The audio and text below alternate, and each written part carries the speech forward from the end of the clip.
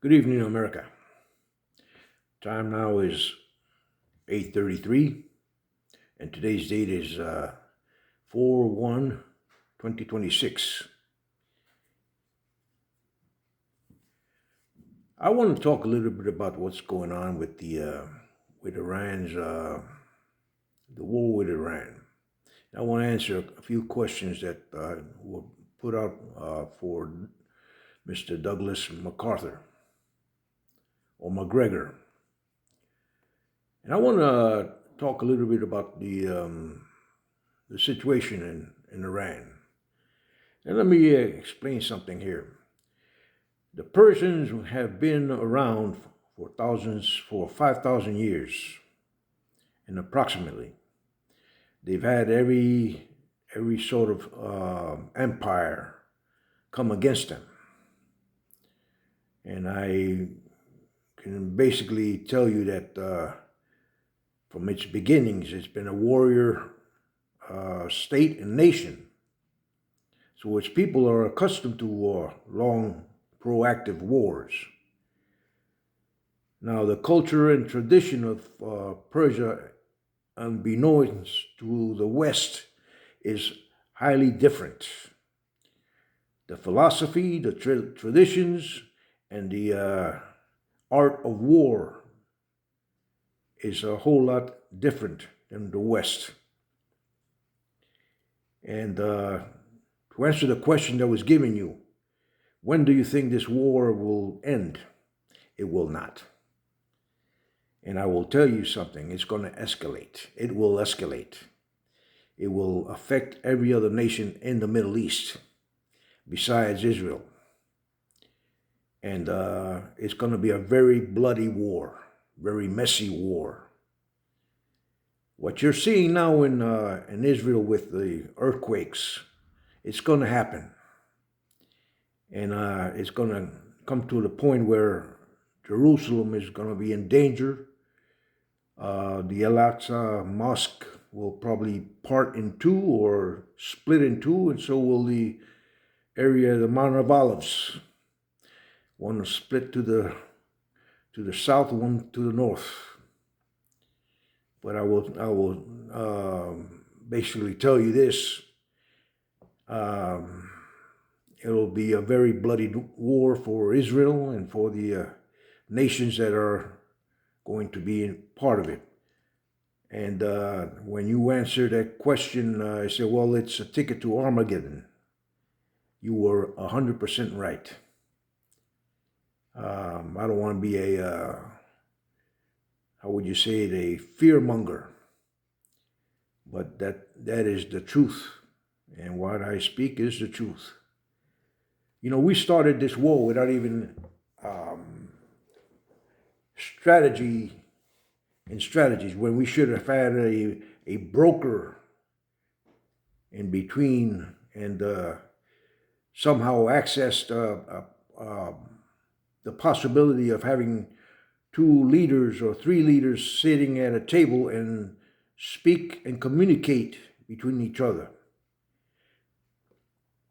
But no, we have a knucklehead in office who decides he thinks he's the bully of the block and he can bully everyone around. So you have another individual in Israel who does the same thing. Now you have got a proactive war where this second individual, Netanyahu, is now begging for mercy and forgiveness when I told you so. I had written you a letter 3 years ago, giving you a warning what was going to happen in the Middle East and in Israel, that it was going to be destroyed if you did not move towards a peaceful resolution and let it become a two-state nation. That should have been done. That should have been on the table. It should have been on the peace table, as you had it with Clinton. But you didn't. You want to be the head honcho and the arrogant one in the Middle East and cause havoc and chaos. Well, I'm going to tell you a little secret. Out of Khorasan, will come a man that will wreck your world. He will wreck your world. He will wreck the Middle East, and he will wreck this world. And he'll come in peace, in a peace mode. You will accept him for who he is. Peace, prosperity, and safety. But he will be the most evil person that you have ever seen on this planet from the beginning. Now he'll pose himself as a savior. Then he will become a prophet. Then he will become to himself a god. And you will accept him as such, because that is what your mindset is all about. I'm not talking fantasy. I am talking to you about his history of the caliphate. And the truth is, you're not ready for that kind of a world. Had you trusted each other at the peace table, and trust builds peace, believe it or not, trust builds peace. There was no trust on the American side, and there was no trust on the Israel side. And there is no trust coming from the Iranians, because they did not trust the West, nor did they trust Israel. Because as soon as you were calling peace, you were attacking them from behind. Trust is the main thing for peace. Trust is the main issue for peace.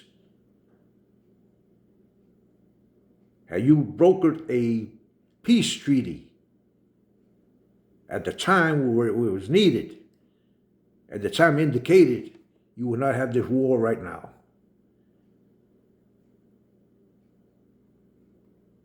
Now,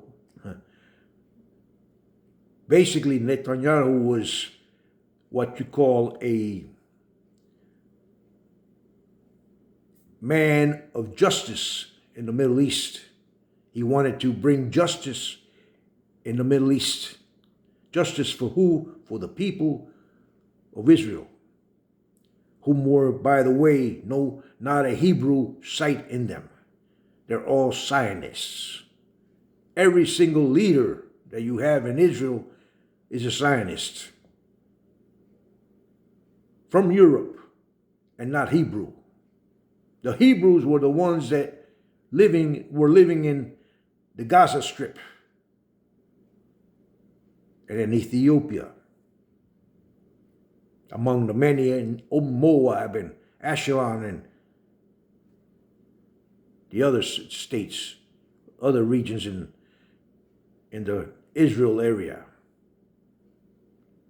Now, you will have a problem in the Middle East, in Jerusalem, and that is coming up shortly. Yes, you have a ticket to Armageddon now, and you cannot stop it. Too late. And who do you thank for that? You thank Netanyahu, and you thank Trump for that scenario. Had you brokered a peace treaty indicative with trust, and you may have had peace in Israel and not war and destruction. Another fact, that your people, your civilians in Jerusalem and in Israel cannot find a bunker that is clean enough but is filthy that you would put people in there to house them while there is a war going on outside. That is reckless. It is reckless on both the American side and in the Israeli side. reckless. And that is why you will suffer a great deal in troubles. Now, I do not blame the international community for wanting to bring you in for crimes against humanity, because that will happen as well. Your little scenario in Gaza, where you buried the innocent women and children and babies in mass graves. And even today, you have your IDF abusing children in the West Bank. That is a shame. You have not yet learned, and you will learn a big lesson. As I've said before many times, and repeatedly I've said it. Before there is peace in Israel, there will be fire. To refine Israel like silver and gold.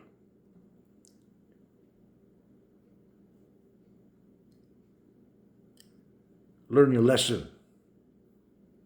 Learn your lesson. Because that's why God put you there. You did not learn your lesson after Egypt. But there's still more. Much more you will learn.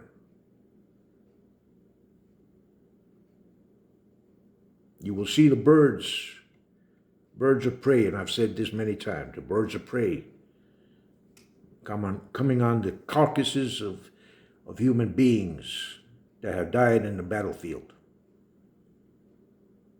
You will see that. As you saw the one raven tearing down your Israeli banner over the Knesset.